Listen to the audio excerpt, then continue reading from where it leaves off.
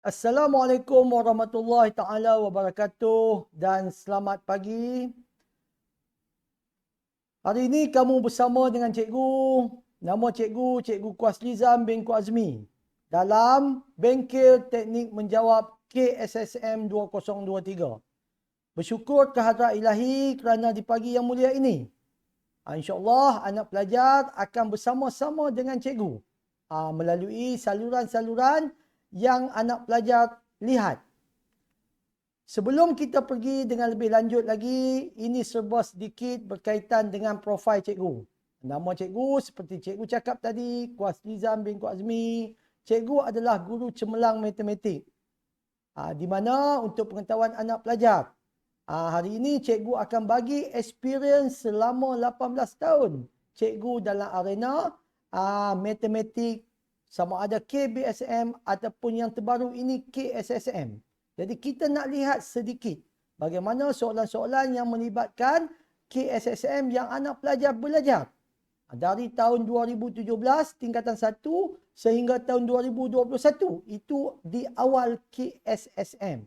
Sehingga 2021 kita ada format baru untuk SPM Matematik. Jadi di sini cikgu nak tunjuk sedikit. Walaupun anak pelajar masih lagi di tingkatan 4. Masih lagi di tingkatan 4. Soalan yang kita bina. Soalan yang MPSM. Maksud dia soalan akhir tahun tingkatan 4 untuk anak pelajar. Still mengikut format KSSM SPM. Kita ikut format. Maksud dia still masa 1 jam 30 minit untuk 40 soalan objektif. 1 jam 30 minit untuk 40 soalan objektif. A, B, C, D. Itu seperti format SPM sebenar. 40 soalan. Walaupun anak pelajar masih lagi di tingkatan 4. Yang kedua, kita ada satu lagi paper, iaitu kertas 2. Soalan subjektif. Di mana kita ikut juga.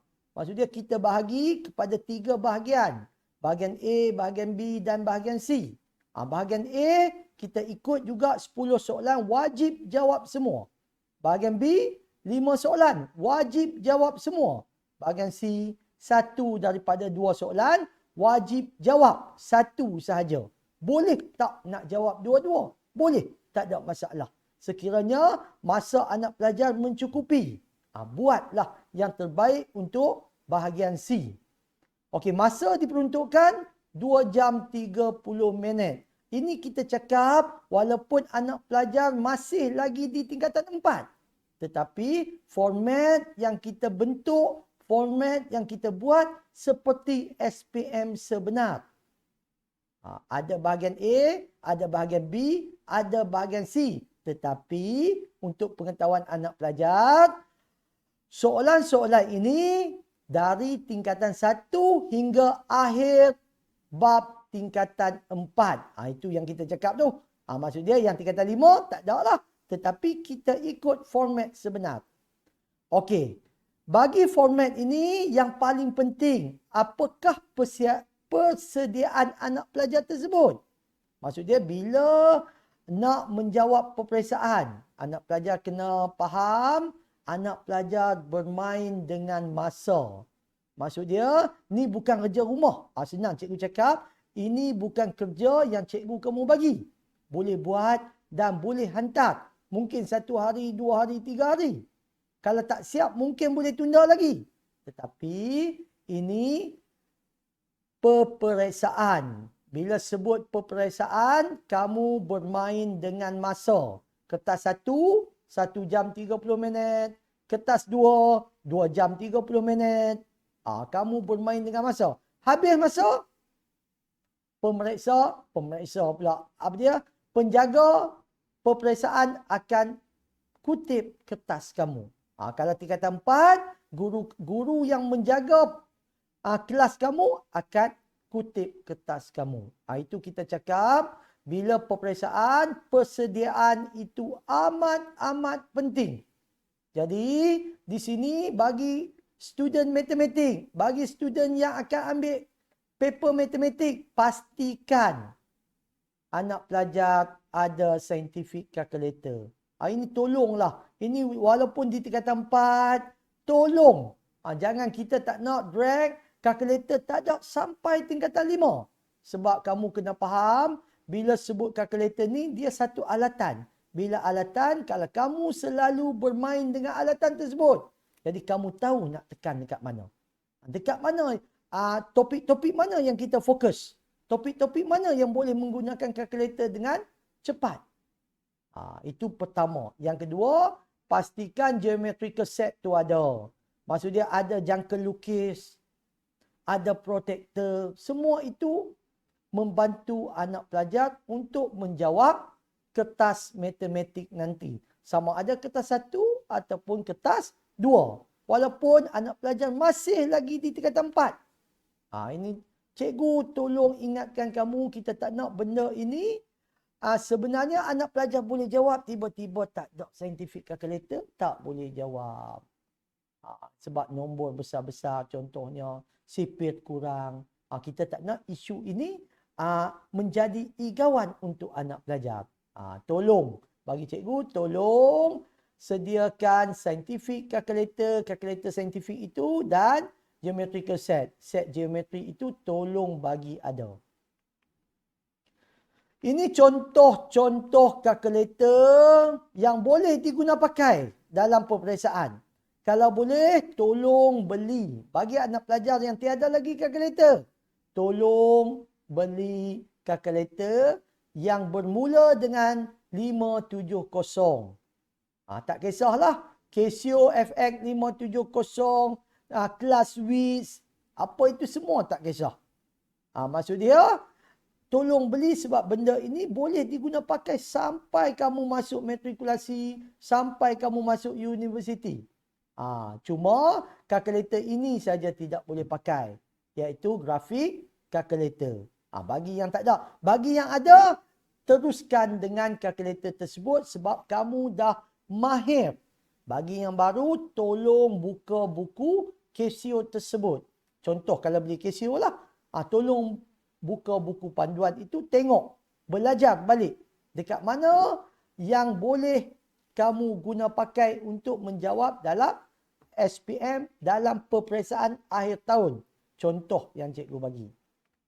Okey, bagi geometrical set, peralatan geometri, semua ini kamu boleh bawa dalam set itu. Tetapi bagi peperiksaan akhir tahun tingkatan 4, boleh bawa masuk sekali dengan box tersebut. Maksud dia, boleh bawa masuk sekali box tu. Maksud dia kotak pensel itu boleh bawa masuk. Tetapi bagi pelajar SPM, tak boleh. Hanya alatan tersebut saja diikat dengan getah saja. Yang boleh bawa masuk. Tapi sekarang, kamu pastikan kamu ada. Itu penting macam cikgu cakap awal tadi. Sebab semua ini akan membantu anak pelajar untuk menjawab dengan baik.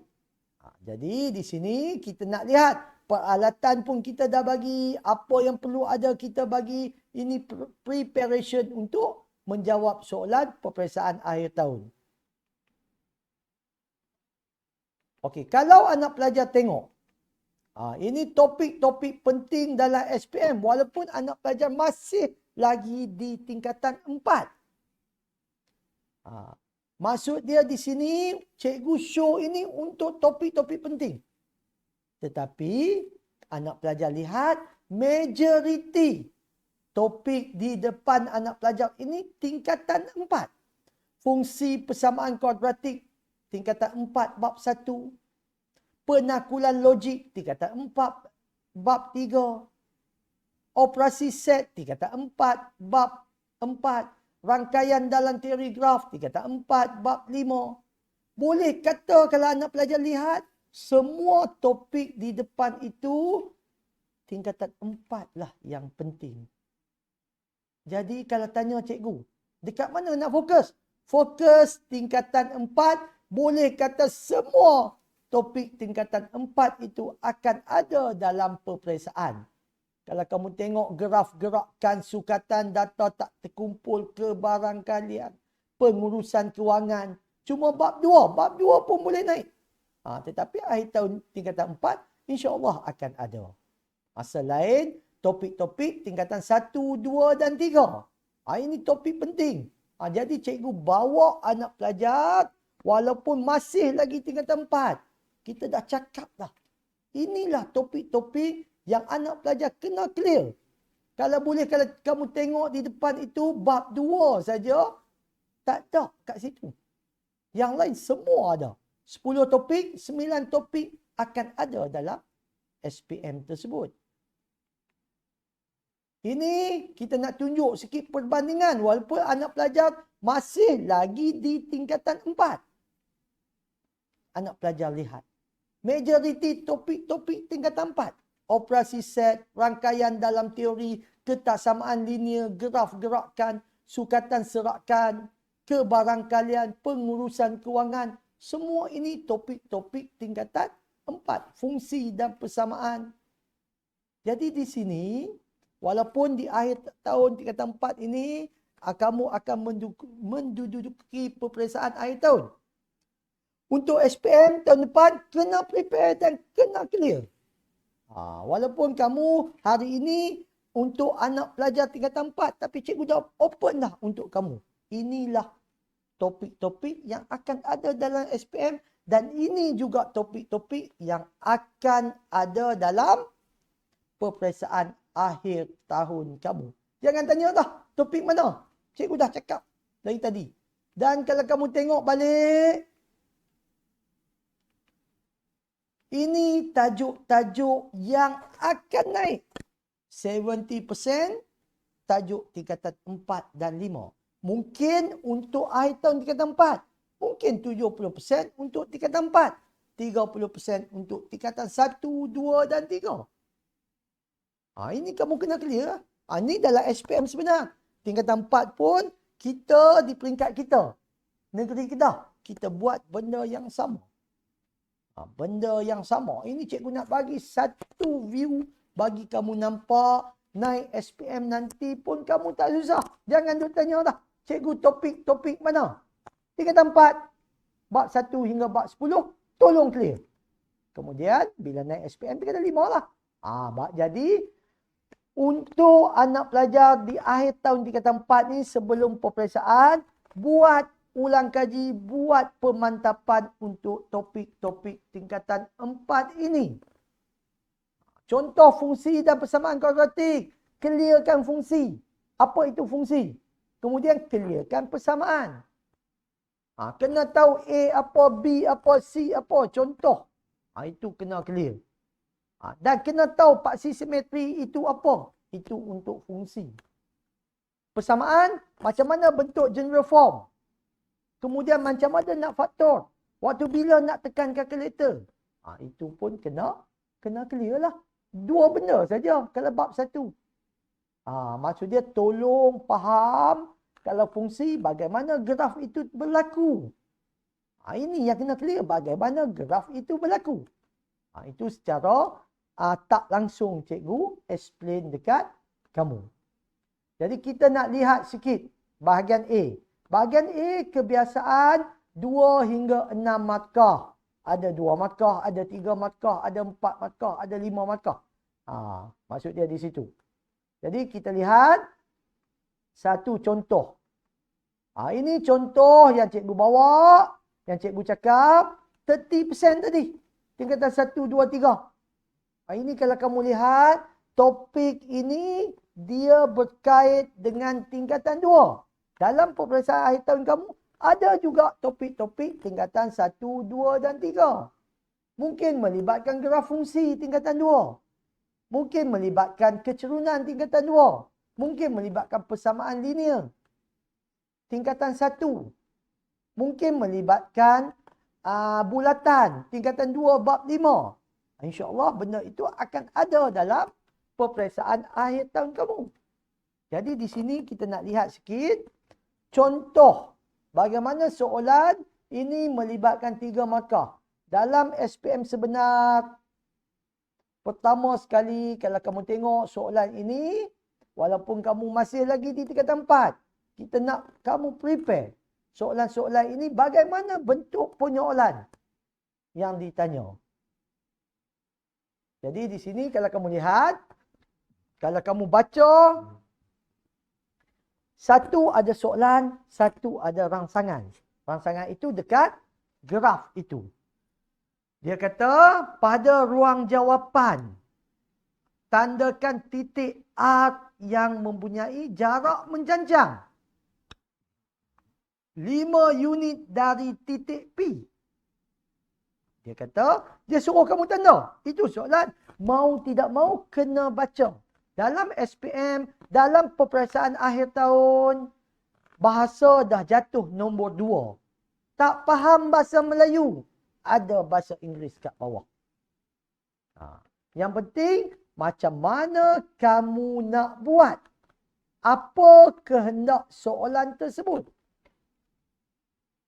Dia kata tandakan. Kamu tandalah. Dekat mana titik A? Lepas tu apa syarat dia? Jarak mencancang 5 unit dari titik P. Apa maksud jarak mencancang? Dekat sini, apa maksud jarak mencancang? Kat situ. Itu poin dia. Apa maksud jarak mencancang? 5 unit dari titik P. Jadi, jarak mencancang bila menggunakan perkataan mencancang. Bila menggunakan perkataan mengufuk. Kebiasaan dia di dalam graf sukatan serakan. Nanti kamu akan jumpa waktu kamu naik tingkatan 5. Waktu tingkatan 5 nanti 2 cm kepada 1 pada paksi mengufuk. Kita tak cakap 2 cm kepada 1 pada paksi X. Itu graf. Biasa. Kalau graf melibatkan sukatan serakan, histogram, ogive dengan poligon kekerapan, kita akan cakap mencancang atau mengufuk. Mencancang apa, mengufuk apa. Jadi di sini yang key dia. Jarak mencancang ini jarak tegak. Jarak mengufuk, jarak untuk X itu. Ini X. Ini paksi mengufuk. Ini paksi mencancang. Ingat tu X, Y. X, Y. Itu kena clear. Jadi jarak mencancang 5 unit dari titik P. Kira lah 5 unit dari titik P. Maksud dia kira 5 unit dari titik P. Dekat mana? Kalau kita lihat 5 unit dari titik P. Kalau kamu tengok. Okey, di sini. Cikgu nak tengok. Di sini. Kalau kita lihat. Dekat mana 5 unit dari titik P? Okey, di sini. Kira 1, 2, 3, 4, 5. Di situ. 5 unit dari titik P. Jadi kita tandalah arc. Kat sini kita tanda arc. Titik. Nak cantik? Cantik. Tulis ini titik, ini arc. 5 unit dari titik P. Dia mencancang. Boleh tak student kira 1, 2, 3, 4, 5. Dia letak arc kat situ. Di bawah. 5 unit. Boleh ke tak boleh? Jadi di sini untuk pengetahuan anak pelajar, boleh. Sebab apa boleh? Dia cakap jarak mencancang, jarak tegak. Di bawah pun tegak, di atas pun tegak. Itu untuk pengetahuan anak pelajar. Jadi di sini, kalau kita tengok, itu di sini kalau cikgu padam, cikgu dah buat dah. Okey, situlah. Kalau tengok balik, di situlah arc dia. Yang cikgu tanda tadi. Di situlah arc. Sama ada di atas kita bagi markah, di bawah pun kita bagi markah. Jadi di sini, inilah kamu dah dapat satu markah. Takkan soalan macam ni pun susah. Dalam SPM, dalam peperiksaan akhir tahun. Soalan A itu kita panggil soalan pengetahuan saja. Dia nak tahu dekat mana titik arc. Untuk anak pelajar. Jadi soalan B. Baru dapat satu. Mesti ada cikgu cakap 2 hingga 6 markah. Kebiasaan dia. Mungkin 3 markah, mungkin 4 markah, mungkin 5 markah. B dia kata jarak. Bila sebut jarak, kamu kena baca jarak dari mana? Dari P ke R ke, P ke Q ke, Q ke R. Ada 3 saja. Kalau P ke R, kita tahu dah jarak dia 5. Kalau P ke Q pun kita kira, boleh kira lah P ke Q pun 5. Itu jarak dia. Tetapi dia minta jarak Q ke R. Okey. Jadi, bagi student, dia nak jarak tu. Bagi student yang totally menggunakan rumus pun dia tak payah fikir dah. Rumus tu dah ada dah. Di muka surat 2, 3 dan 4. Dia tak payah fikir. Maksud dia guna. Tengok apa itu rumus jarak. Rumus jarak. Dia tahu kata rumus jarak. Kalau dia buka balik formula, dia tahu S equal X2 minus X1 square. Maksud dia, X kuasa 2 tolak X kuasa 1. X itu apa? Koordinat X. Tolak koordinat X. Sebab apa ada 2, 1? Sebab ada 2 titik. Itu dia kena clear. Tambah Y kuasa 2 tolak Y kuasa 1. Y kuasa pula. Y2 tolak Y1. Bukan kuasa. Y2 tolak Y1 kuasa 2. Kemudian dia pun punca. Ini rumus untuk jarak. Untuk pengetahuan anak pelajar. Jadi bila sebut rumus ini, perlu hafal? Tak perlu. Sebab benda ini ada kat mana? Ada dekat muka surat 2, muka surat 3 dan muka surat 4 dalam kertas peperiksaan kamu. Yang penting macam mana kamu nak guna. Itu saja. Yang penting macam mana kamu nak guna. Dalam SPM, yang paling penting penggunaan formula ini. Maksudnya dekat mana kita nak ganti. Bila ganti cukup lah. Kita akan dapat full mark. Bila, cikgu nak pesan, bila menggunakan rumus. Tak kisahlah kecurunan ke, rumus jarak ke, yang melibatkan X2, X1, pastikan. Dalam matematik ini, pastikan kamu kena tanda dulu. Mana X2, mana X1. Dekat mana kita X2 itu, dekat mana X1 itu. Maksud dia, dekat sini koordinat ini kena tanda. Bagi student yang hendak menggunakan rumus ini. Maksud dia apa koordinat Q? Negatif 2, 1. Itu koordinat Q. Jadi di sinilah kita tanda X1, Y1. Kalau kamu tak tanda, macam mana kamu nak isi X tersebut, Y tersebut di dalam rumus itu? Jadi, dalam SPM sebenar, walaupun kamu masih lagi di tingkatan 4. Walaupun kamu masih lagi di tingkatan 4 akhir tahun, sama juga pemakahan kita bagi. Sama macam SPM sebenar. Dalam matematik ni, kamu jawab sama saja markah. Walaupun kamu nak jawab akhir tahun tingkatan 4.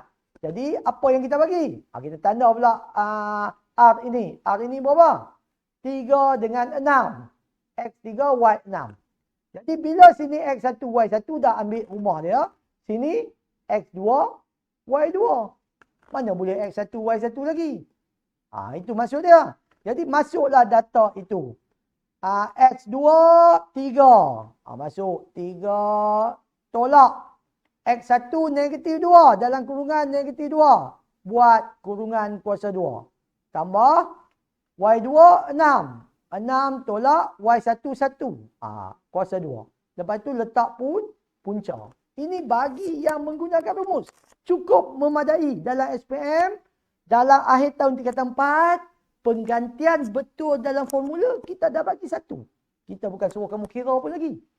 Cukup ganti saja. Yang lain. Macam cikgu cakap awal tadi lah. Pastikan bawa scientific calculator. Kamu bukan otak kamu ni tak sampai tahap otak Jepun lagi. 3 tolak 2 pun tak tahu. Tekan calculator. Dapat berapa? 3 tolak 2. Maksud dia di situ yang kita nak. Kita nak kamu ada calculator ini mengurangkan kesilapan sewaktu untuk mencari jawapan akhir. Itu penting untuk lagi satu mata. Maksud dia selepas ni buat apa? Tekan calculator. Itu yang paling penting. Jadi ini cikgu cakap bagi student yang totally menggunakan rumus. Dia tak boleh. Dia tengok bila ada perkataan jarak, cikgu dia cakap kena guna rumus. Kena guna rumus apa? Rumus jarak. Tak apa. Tak ada masalah. Guna saja. Guna saja. Tak ada masalah. Tetapi bagi student yang tak ingat rumus, dalam matematik ni pelbagai kaedah kita boleh guna. Kita tak berpegang kepada satu. Bagi student matematik, pelbagai kaedah boleh guna. Jadi dia tak nak guna jarak, dia tahu jarak ini kalau dia sambung, dia akan jadi apa? Kalau dia sambung ini, untuk pengetahuan anak pelajar, kalau dia sambung, dia akan jadi segitiga 90 darjah. Bila sebut segitiga 90 darjah, nak cari QR itu, dia menggunakan teorem Pythagoras. Memanglah jarak tadi, kalau kita lihat, adalah untuk rumus bagi teorem Pythagoras. Itu tingkatan berapa? Tingkatan 1. Itu dalam math sekarang ni, dia bawa. Dia boleh combine tingkatan 1. Maksud dia asas tingkatan 1 itu ada dekat tingkatan 4. Ada dekat tingkatan 3. Ada dekat tingkatan 5. Jadi kamu kena clear.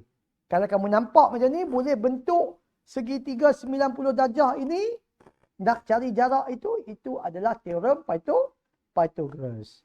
Maksud dia, apa rumus teorem Pythagoras?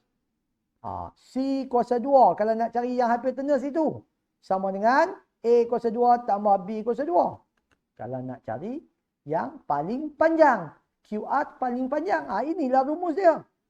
Maksud dia C sama dengan punca kuasa. Kalau nak cari C tadi, sama dengan punca kuasa. Betul lah. A itu macam mana? X2 tolak X1 lah kuasa 2.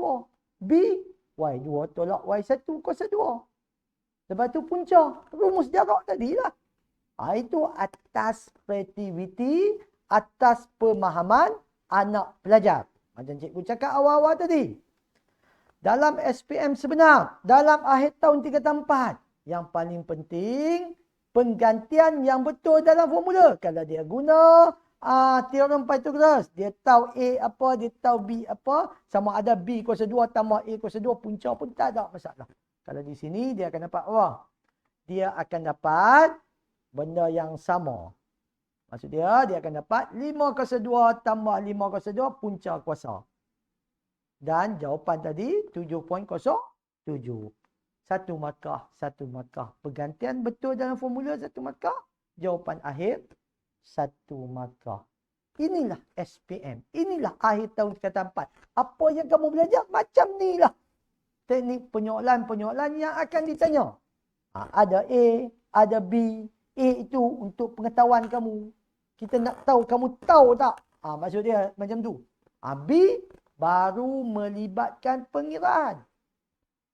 Ini adalah teknik-teknik penyoalan yang cikgu dah analisis dari 2021, 2022. 2 tahun kebelakangan ini macam ini. Dan 2023 pun insya-Allah dia akan follow benda yang sama. Ini contoh topik menengah rendah. Kita nak lihat sikit topik menengah atas. Untuk pengetahuan anak pelajar, ini kalau kita tengok dari sini satu set integer positif. Integer positif, nombor positif semua. Kalau kita tengok set ini disusun cantik, disusun secara ascending order, susunan menaik. 2, 3, 5, 7. Dia tak campur-campur. Dia tak susunan menurun, descending kan.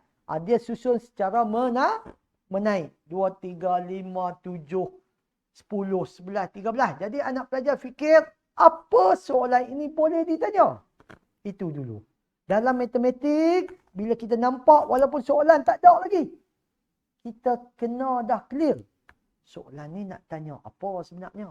Soalan ini boleh tanya apa? Itulah cara belajar matematik. Kalau kita tengok dari sini, soalan ini dia kata cari, okey, ini nombor kuartil pertama. Bila dia sebut kuartil pertama dalam kepala kita dah. Ini tajuk sukatan serakan data tak terkumpul tingkatan 4. Tetapi kita boleh, kalau tadi cikgu tanya kamu, apa yang boleh?